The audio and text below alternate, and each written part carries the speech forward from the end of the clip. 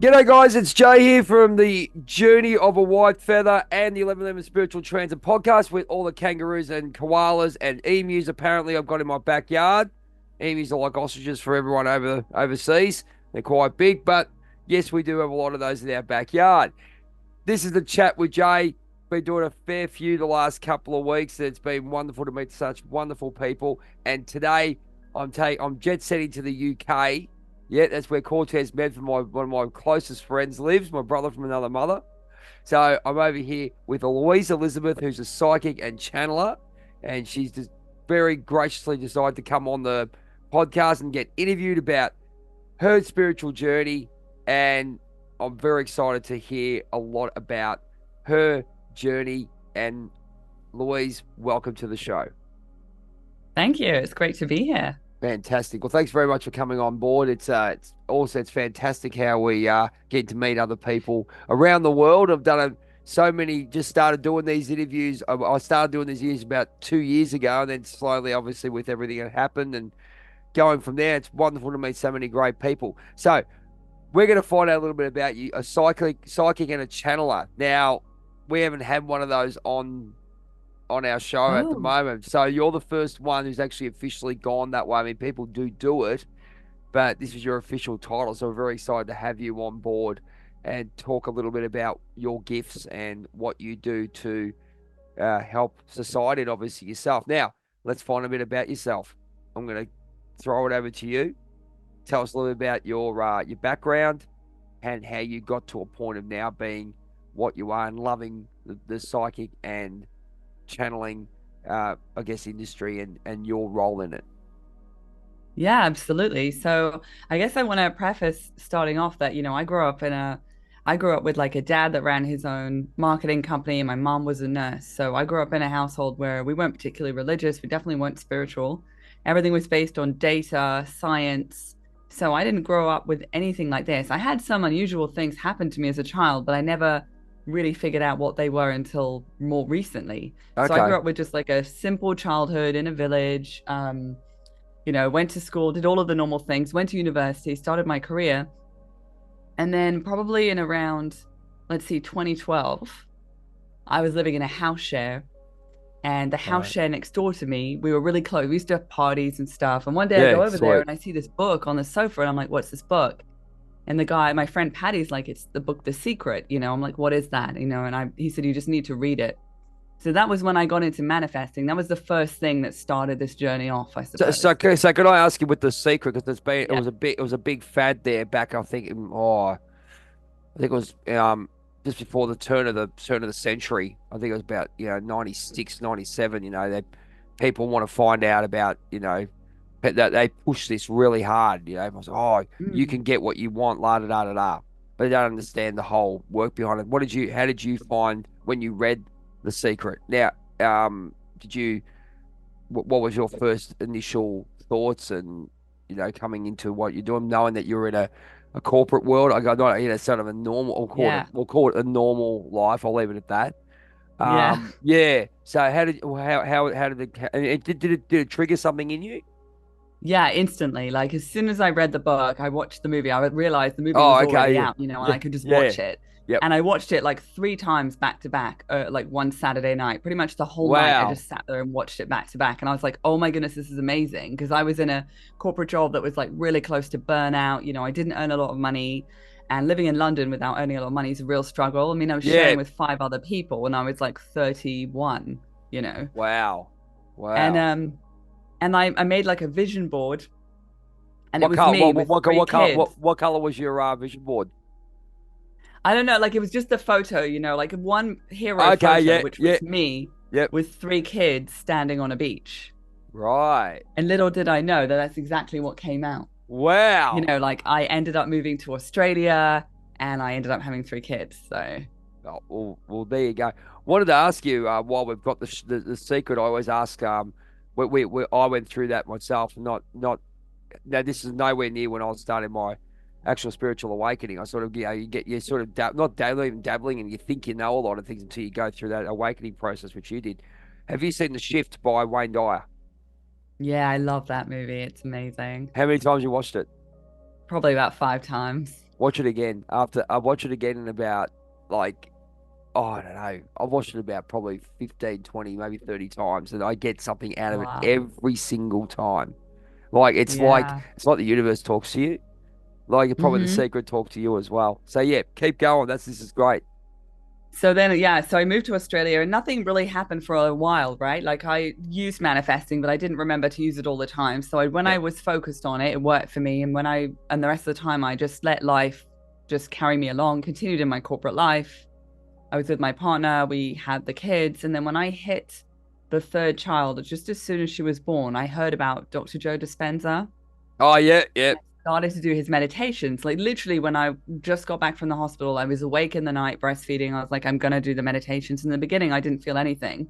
And during this time period, I had been following Esther Hicks, Abraham Yes. Hicks from Yep. The Secret. Like she was the one that really resonated with me the most. Yes. And then not long, so I started doing the meditations. I didn't really feel a lot.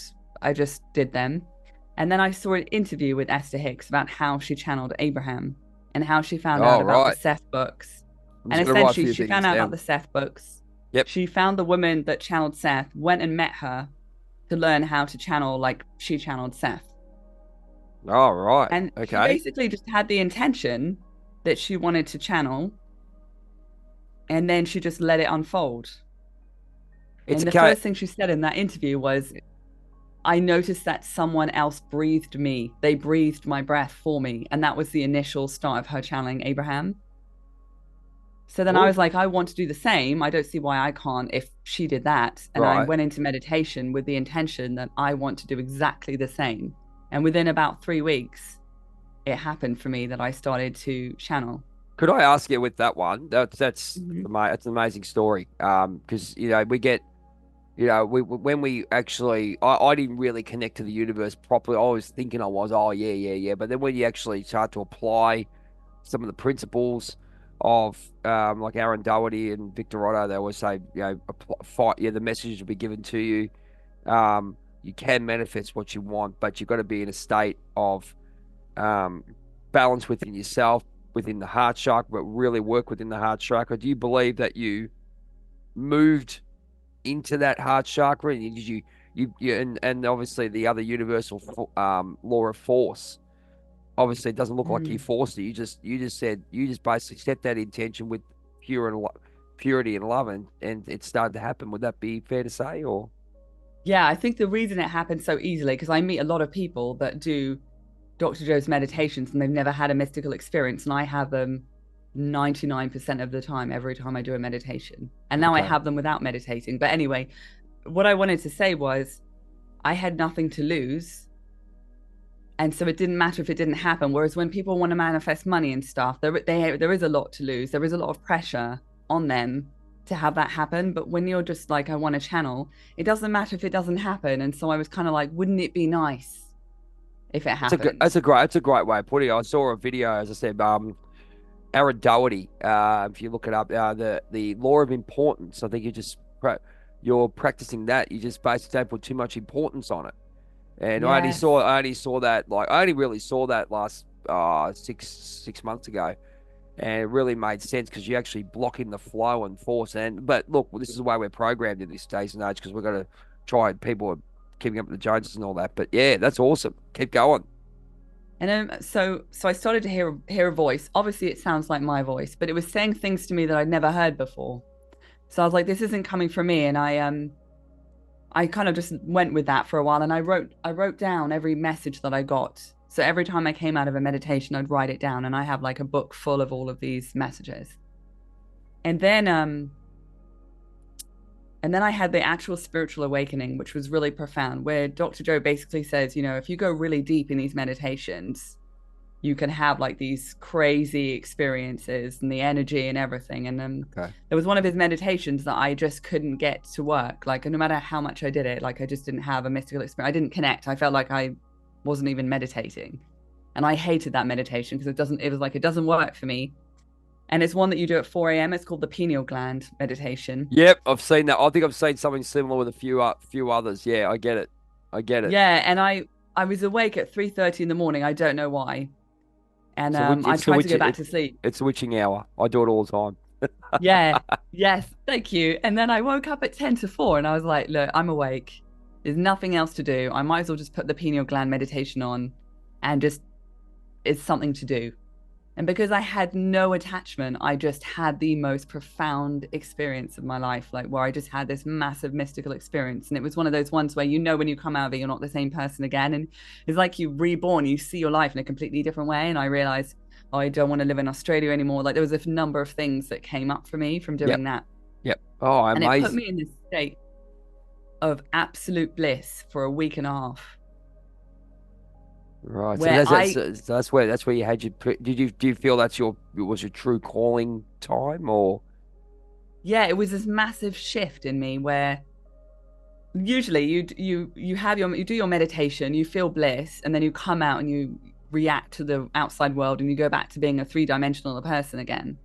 But I was just like on this surfing this wave that just continued on. It didn't matter whether I was asleep, awake, meditating, I was in this bliss. I couldn't be more happy. It wasn't physically possible. Awesome. And my life was like a dream, like everything. You know, you go to a restaurant, there's a queue out the door, but they call you in and give you a table. I mean, like it was just Wow. stuff you can't, like, Yep. how's this happening? You know, Yep. That's what amazing. people But what people want. Like they look for a car park in a car park in a busy car park and stuff. And yeah, that's yeah, amazing stuff. Keep going. it was like, I got so many clients in my business. I was booked out. I had sales calls. I had to like hire more staff quickly. I got into restaurants. I got, you know, everything just like unfolded, unresolved problems resolved themselves. It was amazing. And then, you know, I had like the dark night of the soul after that for a while. You know, like it was up and Ah, down after that. It wasn't like I just cruised into the sunset, you know, things yeah. shifted, chaos happens. Yep, But I I know. started to get I really know. interested in what else can I do. And I had a friend who was also on this journey, but she was a little bit ahead of me and she was talking about spirit guides. I'm connected to my spirit guides and they give me guidance. I'm like, what is this? And so I did a course on how to connect with my spirit guides and I connected to them. And then I was being able to channel other people's spirit guides for them. So you'd come and Okay. see me, ask your questions, and I'll tap into your spirit guides and give you Okay. the message. And I did a Fantastic. lot of like reading circles because the hardest part of this journey is trusting in yourself that what you're hearing you're not making up, that it's actually coming through. And the Agreed. more you trust yourself, the more you become a clearer channel. Agreed. So I joined this trust circle with this woman who taught me how to channel spirit guides. And you basically should pick a person and they'd be like, you know, tell me what's coming up next in my career. And all 10 of us would channel the message for her and then say it out Wow. loud. And then we'd realize we're all saying kind of the same thing. Wow. There you go. So that's what you're saying. Like, I with what I resonate with what you're saying because only the last couple of months I've been having visions every single night. So I know I'm connected. I know I'm really Yeah. disassociating from the old, and obviously I work within the shadow as well. That's where I find the greatest healing that has happened and still happening to this day. Mhm. But what you're saying is exactly that. So as you can see that, you know, I always call it. I'm a big comic book freak. So I always relevantly say to us about the super friends. We've always got our powers. We come within our powers. We change and we gather these powers, and we're helping people within the world. So you come into that after that. Is that and this is only about what a couple of years? Would you say that you've done that? So Well, 2019 is when I started eyes. doing Dr. Joe's meditations. There's a 2020 is when I had the spiritual awakening. This is exactly the same pattern as what I got. So I'm very interested to find out whether all of us have been selected about that time. Everyone's saying Oh, about 219. Mine happened 219. okay. So I have a lot of synchronicities going on in my life all the time, right? And I went to an event a couple of weeks ago. I met a woman there.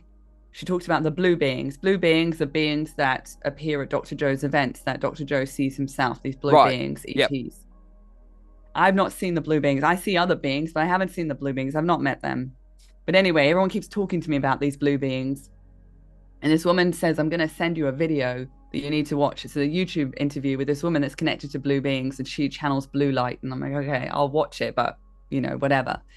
She comes on in this interview and she basically says that the blue beings have come and sort of like instigated some changes in the world with blue light in 2019, in 2021, and like another date. And that corresponds with when I started going through my process. But the other crazy thing was the date that they came and did this work on the earth with their blue light was on my birthday every time. Wow. It's such a synchronicity. I'm like, what is going on? So 2019 was a big year for all of us, Yeah, for well, whatever 20, the blue beings did. yeah, well, I'd say, look, that's when I went through my first spiritual awakening. Had the I guess the dysfunction of basically the crushing of my own self, and really, you have that dark night of the soul.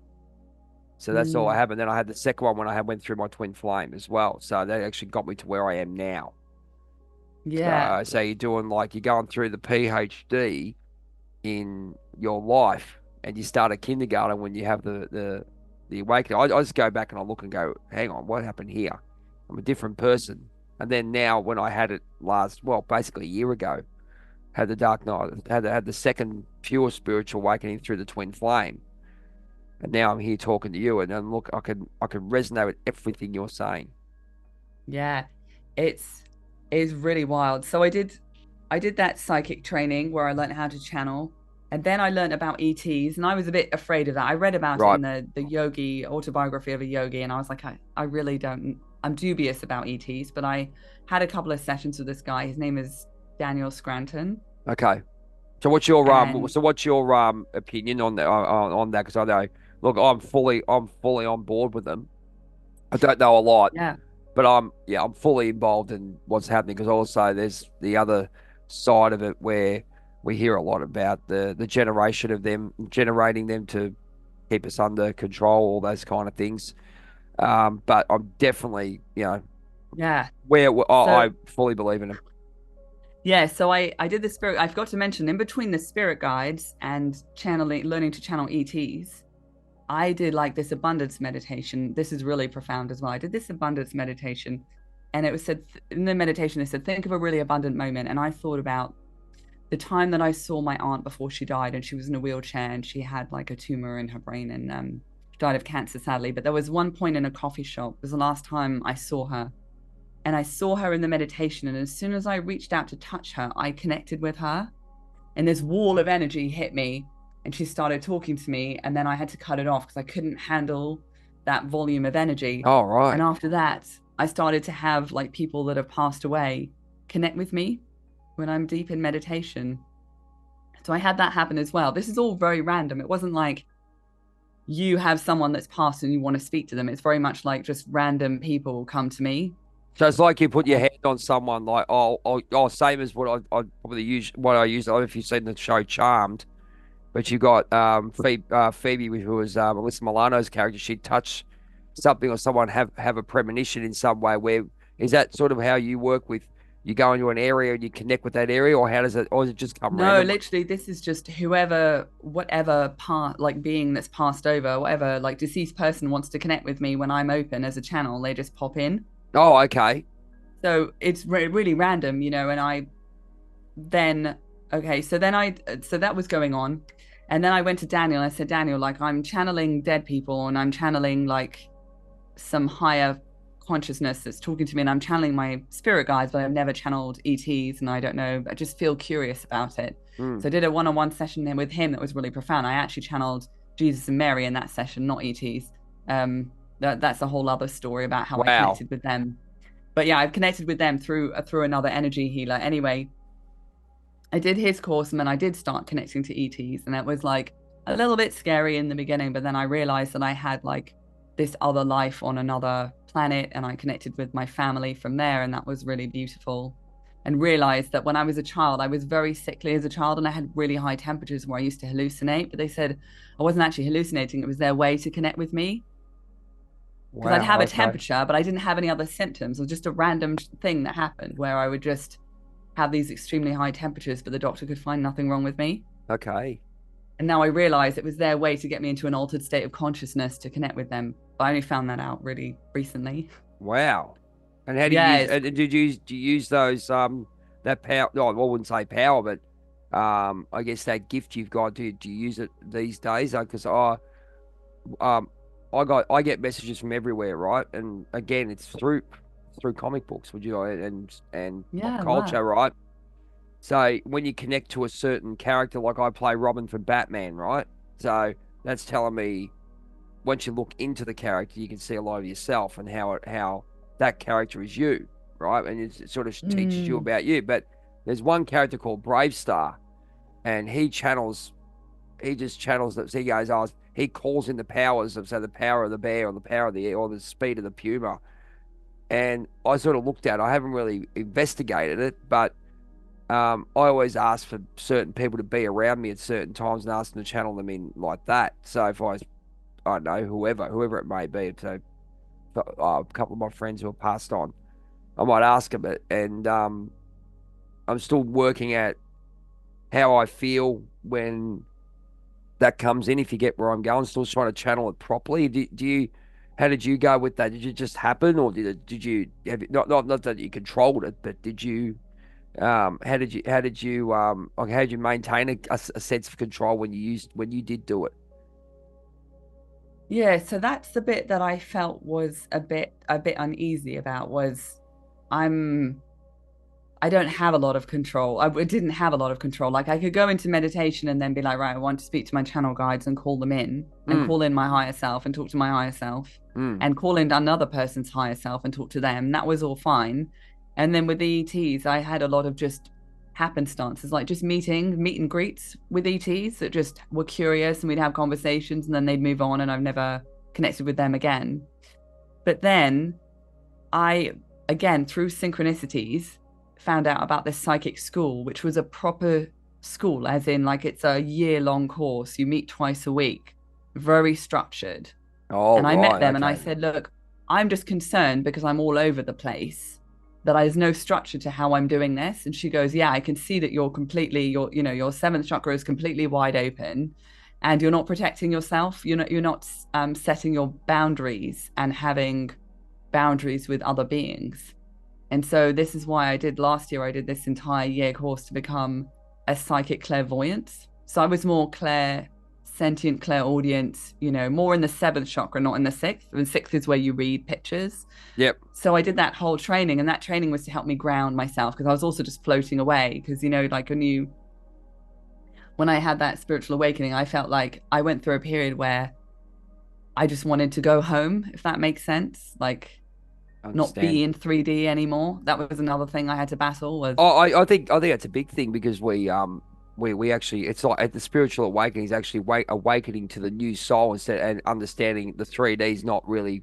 We still have to live in this world. Don't get me wrong, but we live in this we want to go, yeah, we want to go home, or we feel like that's the end of that. And you sort of, I guess the way I felt it is when you shift, like you got, here's your two sort of, you're leaving that old self behind and you're just walking, this other one tries to come back, and it's sort of like a push pull in some ways, yeah.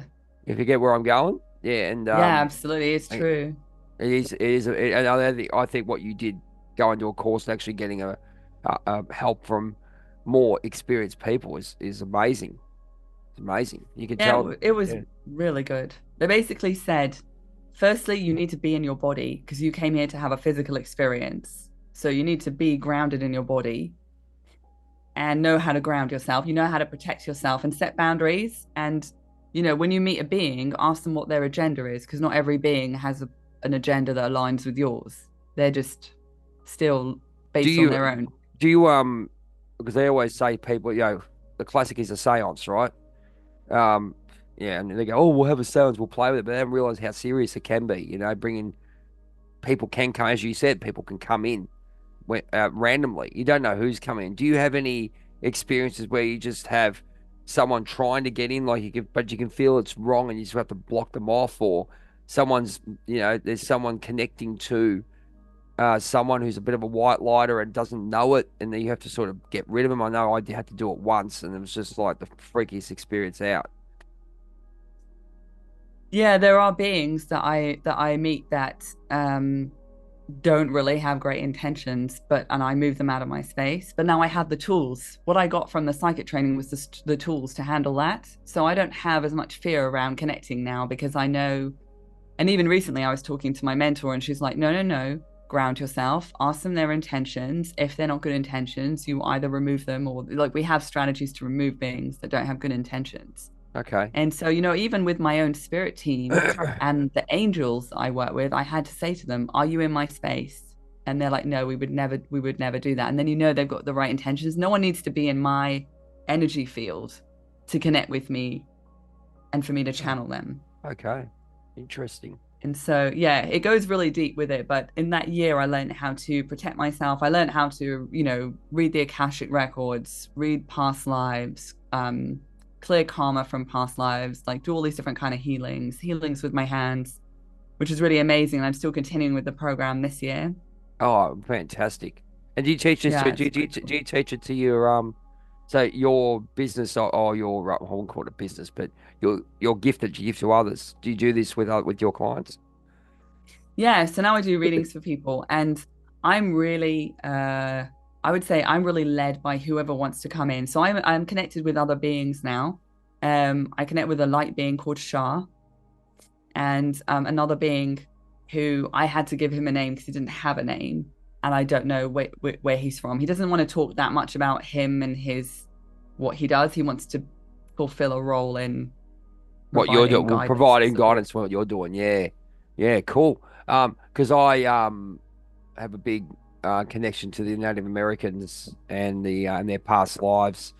And my Mm, strongest past life was people could tell straight away I'm American. I had they asked me whether I'm American Indian. Okay, yeah. and no, I said, well, I said no, not officially, but um, they could just tell someone. They go, no, you're lying. There's someone, But it was my strongest past life. With Mm, that one, and I've connected on that way, and all my guides, I basically got wise man, healer, warrior, chief, and I've got one angel, one just white angel in front of me. And okay, so we've got 10 minutes in this first part to go. Okay, so then we'll go to the next part.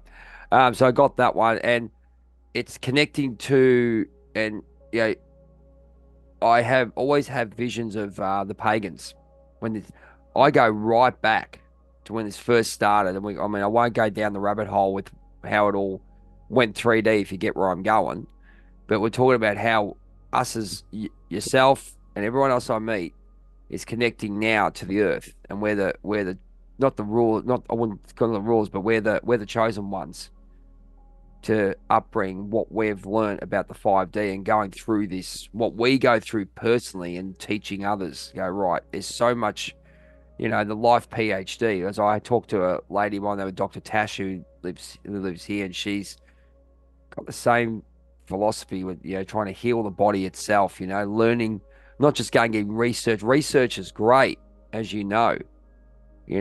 but that's 3D. 5D is actually experiencing it yourself.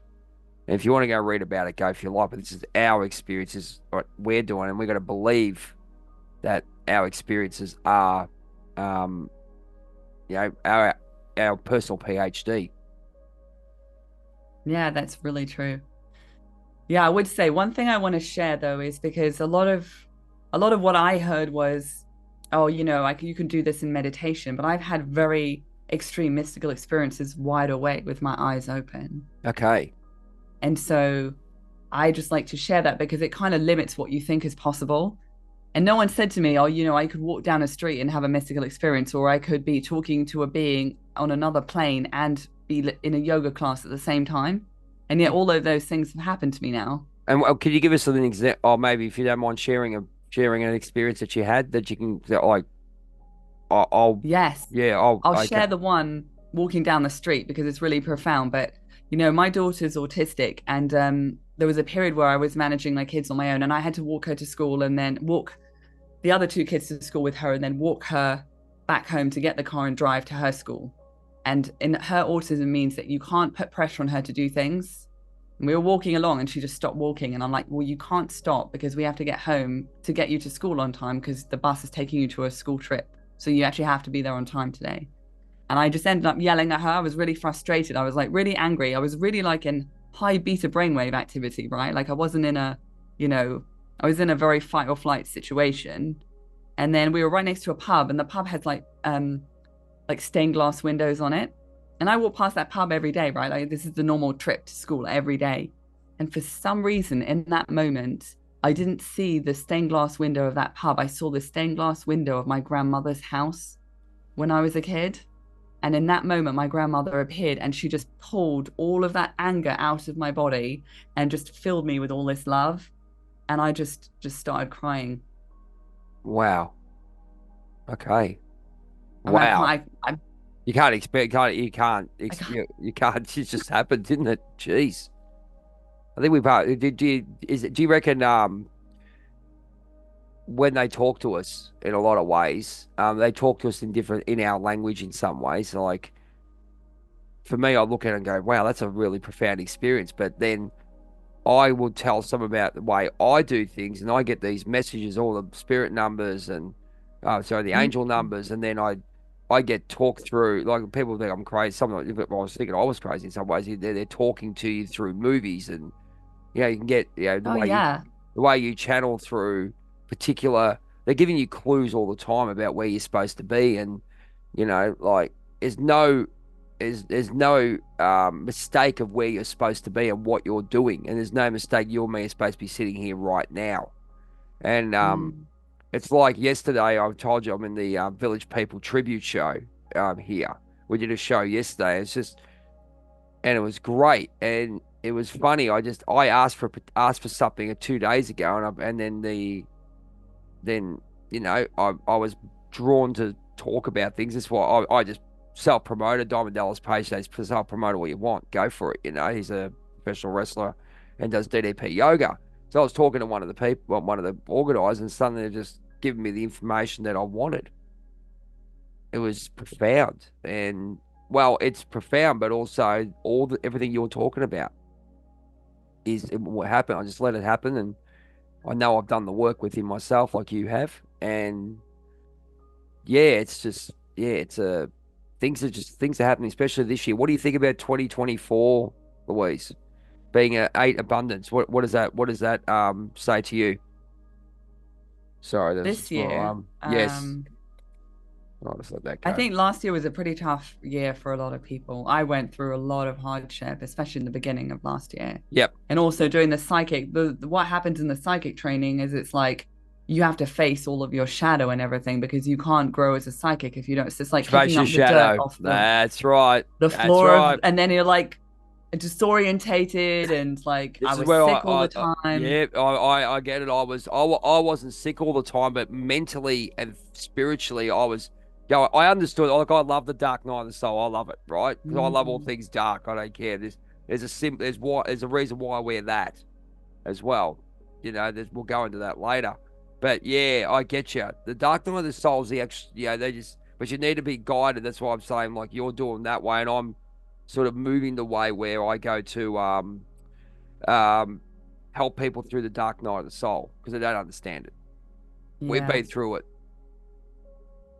And I know I've got more to go through, just Yes. I know there's more to go through, but I think when you go through it knowing it's coming and knowing that it's the benefit you're going to get and how you're going to grow on the other side of it. Like, so this year will be a year of integration. That's a good word. That's a good word. Mm. And we will. And look, I think there's a lot of universal powers of humility and stoicism. And I don't know if you've seen the video about samadhi, the state of samadhi. I would love to experience it. I read about it from Paramahansa Yogananda, so that got me Yeah, interested. yeah. It's something you can watch the video on it on YouTube. You can just jump on, just Mm. type in samadhi part one. And not to say you want to practice, it's like back in the day we go, oh, I know, not in case I know all this, I think I am. You're nowhere near it.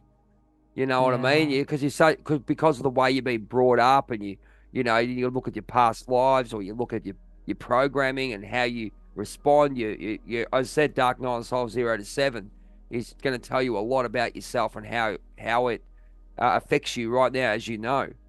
Now I'm going to call. We're going to put a stop to part one. This has been amazing. As I said, first psychic channeler on a chat with Jay. So this is really resonating with me. So it's brilliant, fantastic. We'll Great. come back. We'll come back with part two in a couple of minutes' time. Look forward to speaking to you then, and make sure you go and jump on Louise's socials. Will be down the bottom of the screen. Okay, we'll get that. You've probably seen that throughout the interview, so we'll take it from there, and we'll look forward to seeing you in part two. We'll catch you later.